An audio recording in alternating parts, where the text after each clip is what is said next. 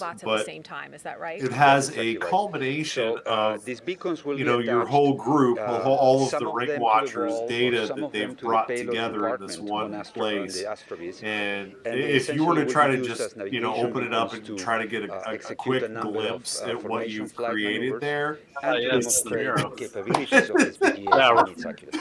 Rip So anybody's how can internet you that use this tries to open that technology thing up. if these maneuvers It's an are absolute mess of information, successful, but if it's they, all if there. they do what you Yes, expect Now, them to saying do, what that you that hope they will is do, how can you apply this admittedly pretty much technology in exclusively space Starship. and to help improve This our is lives not a here on Earth? Starship launch yet. So So the expectation I'll is admit we I'm not have quite as many versed in potential this stuff, applications but for SPGS. I'm sure.